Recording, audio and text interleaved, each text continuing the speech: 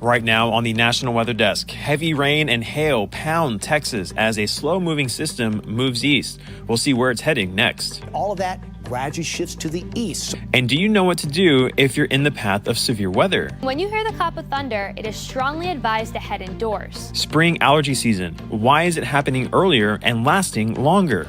Trees are already in full bloom. And last year, I think, was the worst allergic season I've ever seen in 30 years. And it's time to get out and start planting. Tips on what you can do to have a successful spring garden. If you're in a cold climate area and you're a new gardener, be aware that you have a window of time. From our nation's capital, this is the National Weather Desk.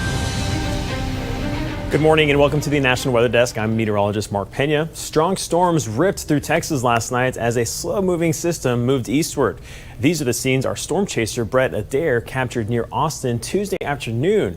The storm brought heavy rain, high winds, and large hail to the area. And a handful of tornado warnings and several severe thunderstorm warnings were issued across the region. But there were no reports of any major damage or injury. And this was the scene 200 miles southwest in the town of Palestine, Texas. A tornado watch was issued for the area yesterday as strong winds and heavy rains blasted the area. At one point, the visibility on the I-45 corridor was near zero. The storm system is still in the south today and slowly moving eastward. Meteorologist David Glenn is tracking that system for us. During the day Wednesday, all of that gradually shifts to the east, so a higher potential. We're looking at a level 2, 3, and even 4 risk down along portions of the Gulf Coast, a little bit less the farther inland you go. So the best risk factor is Wednesday night. By Thursday, a little bit weaker, but still watching this along the Carolina coastline and down across the Florida coastline. Now, as far as the severe chance, we're also watching for excessive rainfall, where again, within those storms, heavy downpours of rain and repeated rounds could start adding up. Anywhere from, say, Jackson, over around south of Montgomery, south of Mobile, and just right along the Gulf coastal area on Wednesday. By Thursday, all of that shifts off to the east. But in the wake of all of that, along with the severe threat, you look at this rainfall adding up. The highest amounts could be portions of Arkansas back to Mississippi, but even amounts close to the Gulf Coast, 2 to 3 inches. And by all means, remember flooding safety, turn around, don't drown. And the National Weather Service confirmed that a total of 5 tornadoes touched down during severe storms in West Virginia last week. That's more than double the state's annual average. The state saw an average of 2 tornadoes per year from 1993 to 2022. The most ever recorded in one year was 15 back in 1998. And a state of emergency has been declared in southern Russia after the worst flooding ever recorded in the region. More than 10,000 residential buildings have been evacuated, and residents could be evacuated in the coming days. As Isa Soares explains, much of the flooding is caused by snowmelt due to warm weather. Catastrophic flooding and thousands of lives upended across several regions in Russia, forcing many to evacuate with just their pets and a handful of belongings. At least 3 people are reported to have died so far. Authorities declared a state of emergency in the Orenburg region near Kazakhstan, after the Ural, Europe's 3rd longest river, swelled several meters and burst through a dam embankment in Orsk, a city of more than 200,000 residents. The city mayor said the flood has now peaked, according to Russian state news agency TASS. And the Kremlin spokesperson described the deluge in these regions as inevitable due to an abnormal increase in water levels. Across the border in Kazakhstan, the country's president said the floods were his country's worst natural disaster in decades. In Russia, the country's emergency situations minister flew over some of the flooded zones on Tuesday to inspect the damage. And over in the Kurgan region, melting ice and torrential rains caused another river to overflow. This is not a joke, the regional governor says bluntly. Leave, take your papers, valuables, children, elderly relatives with limited mobility. You need to do this now, he says. Flood waters in Kurgan are expected to rise even higher over the next 48 hours. We now head to Conway, South Carolina, where one of the state's earliest blooming spring crops is thriving and attracting customers of all ages. Emma Parkhouse has more.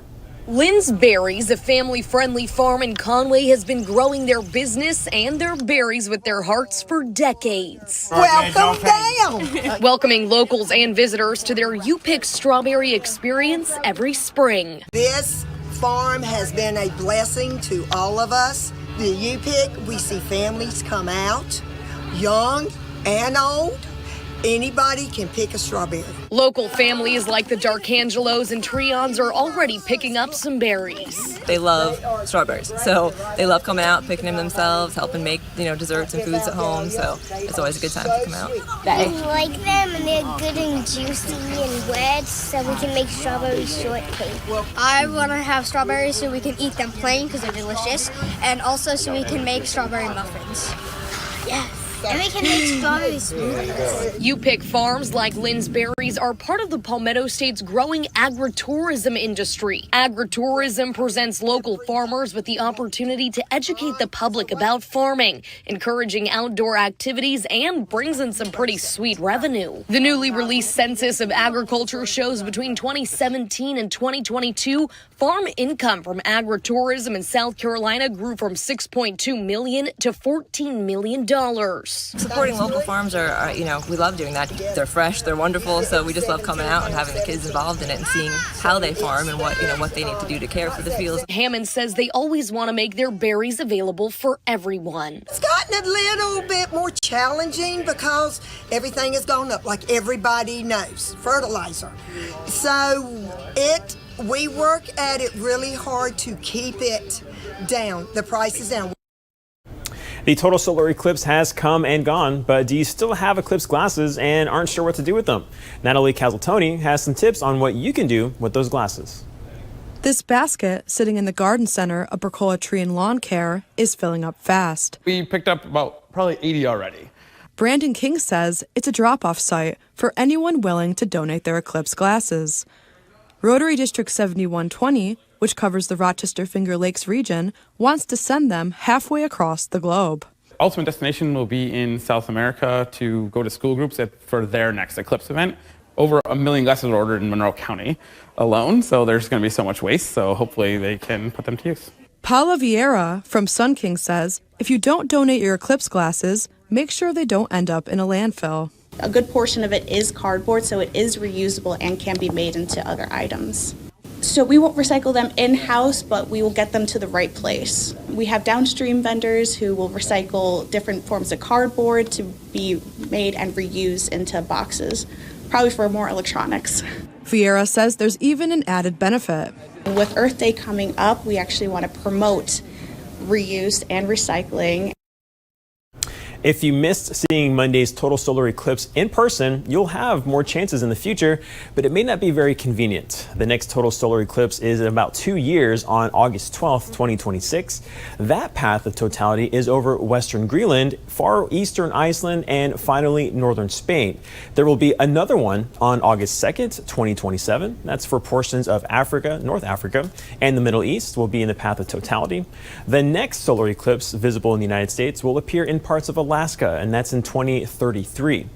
In 2044, one will be visible in North Dakota and Montana, but the best opportunity will be in 21 years. On August 12th, 2045, a total solar eclipse travels coast to coast again from Northern California to Florida. Among the cities that will be in the totality are Reno, Salt Lake City, Oklahoma City, Tulsa, Orlando, and Fort Lauderdale. Little Rock will also be in the path just like it was on Monday. And this is the last time anyone is going to see this. The final launch of a Delta rocket happened yesterday at Cape Canaveral Space Station. This Delta IV Heavy rocket is carrying a classified satellites for the National Reconnaissance Office. The Delta family of rockets have been in service since about the 1960s. And a cool fact about the Delta rocket, it actually sets itself on fire before blasting off.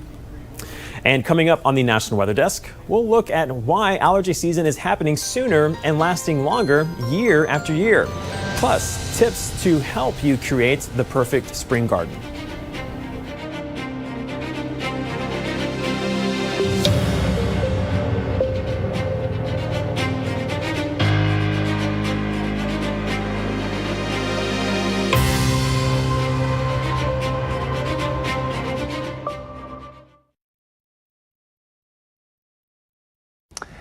I'm meteorologist Charlie Lopresti with a look at the Northeast. We have some wet weather moving into the Northeast. First, it comes in showers today. That's about 2 o'clock in the afternoon.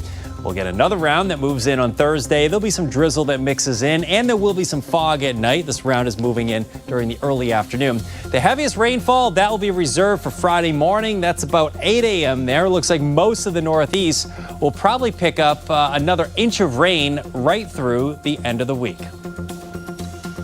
I'm Chief Meteorologist Gerard Jabali. Here's a look at the Mid-Atlantic region. We're looking at good chances for some showers as we head into later on today. I'd say a few will be around, but it will not rain all day long. But the best chance of rain is coming late into Thursday, and that will linger all the way into your Friday as well. All right, Wednesday is still looking pretty warm, though. We're going to be hitting the 70s, no problem. A few degrees cooler as we move into Thursday with some rain moving in. We'll cool temperatures down to around the low 70s.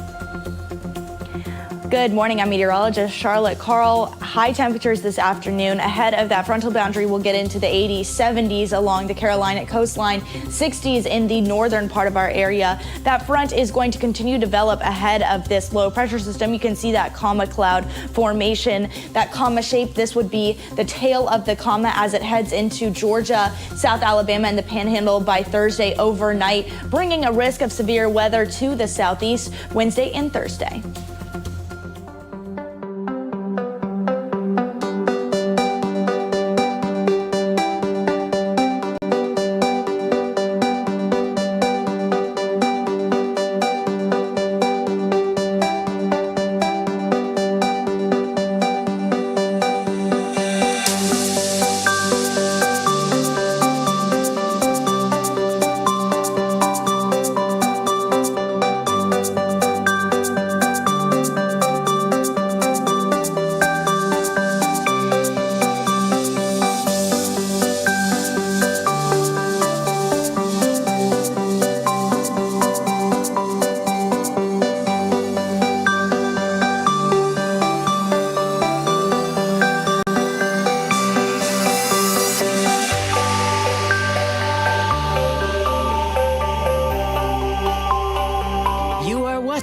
The National Weather Desk. Welcome back. As temperatures rise, you may consider building your own garden. If you don't have much space or you don't have much of a green thumb, never fear. Emily Gracie recently spoke to a gardening expert about how to get started with growing your own vegetables. If you're new to gardening, one of the easiest projects you can involve yourself in is just container gardening. And one of the reasons for that is that you've got a smaller project to handle. Okay, any specifics? Are we talking herbs or vegetables or fruits? For some of the easiest beginner type of veggies to grow, there's all kinds of lettuces. I'd love to make a mesclun bowl because especially as summer comes, you want to have some of those salads. Carrots. You can actually grow carrots in the container too. Just make sure that it's a taller container, at least like 8 inches tall. Okay, so tell me about different regions and what grows best in different places. If you're in a cold climate area and you're a new gardener, be aware that you have a window of time that you will be able to grow your plants from start to harvest. So if you only have say 5 frost-free months, then when you go, if you're going to start growing from seed, or even if you buy the plant already started, look for varieties that are short harvest windows. Do a little investigating. It's pretty simple and you'll become an expert in no time. Okay, so let's say you put your stuff in the ground and then, surprise, there's another frost coming. Is there anything you can do to save the plants that you've already transferred outside if there is going to be that sudden extreme change in weather? Right. Those unexpected frosts, we all have to be ready for them, even though we don't want them to come. So one of the things that I always have on hand are what they call these frost blankets. And when it's expected to be frost, you take them outside, you cover the plant with it, you put that on in the evening or around 5 or 6 o'clock so that it could just keep in some of the warmth for the rest of the day. And then in the morning, you want to open it up so that it gets sunshine again. Shirley also had some great tips about how to tell if your plants are getting enough water. Head over to YouTube to see the longer version of this interview. Just search the National Weather Desk. And if you've been out working in your garden and noticed your allergies are worse than usual, you are not alone. Medical reporter Liz Bonus shares what's making this particular bad allergy season. It's been worse, I guess, these past few weeks. I think the weather changing so much. Yep, blame it on the weather. A warm, wet, early spring across much of the country has many feeling what Danielle Marshall and Christy Swartzmith noticed recently. Usually some nasal drippage, my eyes, get a little bit of grossness in there, a little bit of mucus, and it's always a gamble on which nostril will work when I wake up. Well, it sure looks beautiful this time of year. It's now estimated 1 in 4 of us are reacting to airborne irritants. The pollen and mold can irritate your immune system and make your sinuses feel inflamed. Similar to last year, trees are already in full bloom. And last year, I think, was the worst allergic season I've ever seen in 30 years. Lots of chronic upper respiratory tract congestion, lots of rashes, especially eczema. Dr. Scott Woods is a family medicine specialist at Ohio's Tri-Health. He says if over-the-counter medications aren't helping you ease the misery, I get the double hit. So spring is horrible, summer I get a reprieve, and then the fall tends to be my worst too with mold. ask your doctor about prescription medications to help control symptoms. And if those don't work, you may have an extreme allergy to the outside covering or the shell on plants with pollen, which means you may need immunotherapy. These sort of calm down your reaction to triggers. There are pills for grass, ragweed, and dust, but if trees are what bug you, you still may need allergy shots. This is definitely a primary care issue and can usually be addressed with 1 or sometimes 2 medicines. There certainly are a few people who are very allergic and will require multiple therapies. Now, spring isn't just allergy and gardening season. It's also when we are most likely to see severe storms. Meteorologist Emily Santom looks at how you can be prepared and stay safe should you be in the path of dangerous spring weather. Here's the reality. The odds of being struck by lightning in a given year are low. The CDC says it's less than 1 in a million, and thankfully, almost 90% of those victims survive. But there are things to keep in mind when it comes to thunderstorms. Lightning and thunder are paired together, and light travels much faster than sound. It takes 5 seconds for thunder to be heard a mile away from the lightning strike zone. It can generally be heard up to 10 miles away, meaning when you hear the clap of thunder, it is strongly advised to head indoors. Sometimes lightning can be seen without thunder. This is often referred to as heat lightning, which occurs when a thunderstorm is too far away, but folks can still see the lightning. Lightning is extremely dangerous and comes with many risks. If you get caught outside in a storm, try to find some indoor shelter. But stay away from electrical cords, as almost 1/3 of lightning strike injuries occur indoors. And don't engage in water-related activities or outdoor sports either, as those can be unsafe. Remember to stay in shelter for 30 minutes after the previous sound of thunder, as it could save your life.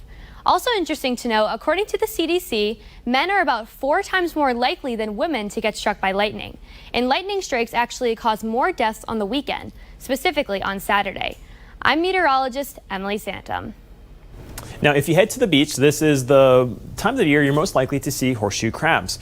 But these days, they are harder to find than ever before. Simon Williams looks at what's causing the decline and the impact it could have on medical procedures.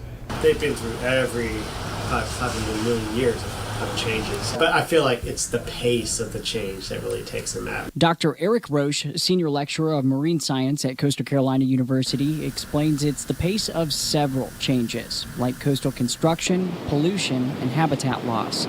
Declining numbers have a direct impact on us because of a process called bleeding. The main reason why we get the blood from these animals is to get extract from one of their specialized immune cells called an amoebocyte. In simpler terms, their blood has a unique cell incredibly sensitive to any pathogen, bacteria, or endotoxin. It would be like filling a pool with sand and being able to pick out the 1 grain of sand that doesn't belong in that pool. That's how sensitive it is. The blood is put on a syringe, scalpel, pill, any object that is going into our body, and it's testing if that object is sterile. And it doesn't coagulate, doesn't form a little jelly thing, then it's clear, it's good, and you can put it in the human body and you don't have to worry as much about infection or anything like that. A valuable resource, which is why Roche says labs leave some blood in the crab and let them recover before releasing them where they were captured.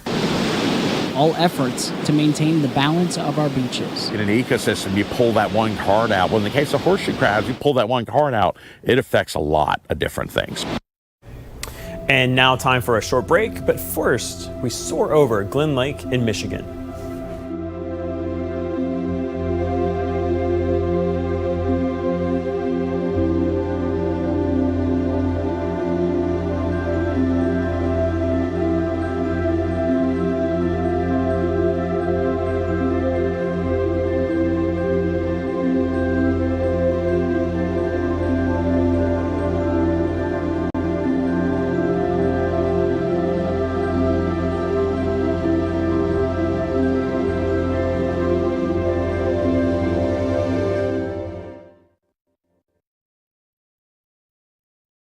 Well, a good Wednesday morning, everyone. I'm meteorologist Andrew Buckmichael. Today, got some scattered showers and rain across the Ohio Valley and to the Tennessee Valley, but we're looking pretty quiet across most of the plains. Now, tomorrow, that rain lifts its way a little bit north, including the potential for some severe storms across the Ohio Valley, but the Great Lakes still dealing with a lot of that rain for tomorrow. It does slowly try to move its way east on Friday, but look at all the sunshine you're going to have out across the plains with mild temperatures.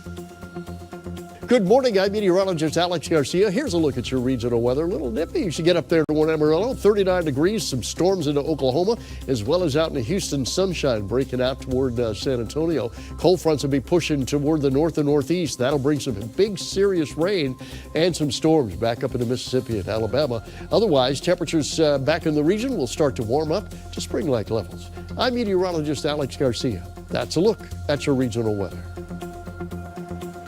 Good morning, I'm meteorologist Rebecca Stevenson. Here's what's happening across the West. Our temperatures continue to heat up in California, Nevada, and Arizona. We're even warming up a little more in the Pacific Northwest, even though we get a quick cool down coming in on Thursday. But much of the West is quiet and calm thanks to high pressure building in. With the warm temperatures and plenty of sunshine, that's the scene from here.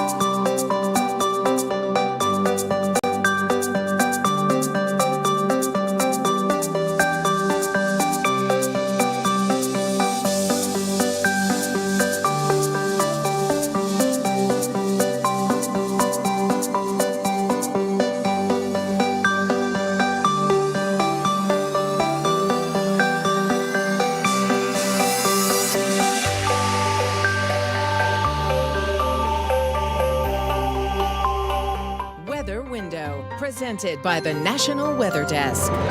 By now, you've seen plenty of shots of the eclipse. Here are a few unique ones we found. This shows a jet briefly blocking part of the sun left over during the partial eclipse at that location. The side of this home was covered in crescent-shaped shadows from a tree, while crescent-shaped shadows beaming through window blinds creates a coil-like appearance on a wooden floor. Listen to Off the Radar. New episodes every Tuesday. Find it wherever you get your podcasts. Now let's check to see the weather in cities across the country today. First, we begin in New Orleans, where there is a risk of severe weather. Strong winds and thunderstorms are possible, along with hail and the chance for tornadoes. If you're in the area, make sure that you are prepared. Next, we have a look here at the Chicago skyline. A mix of sun and clouds and sun during the morning will give way to cloudy skies with this afternoon with highs in the low 60s. And heading over to Syracuse, New York, where things are rainy today with highs in the mid-60s. And finally, a look here at St. Augustine, Florida, where there's a mix of sun and clouds with highs in the upper 70s. And we should mention that the National Weather Service says there is a high risk for rip currents today in St. Augustine.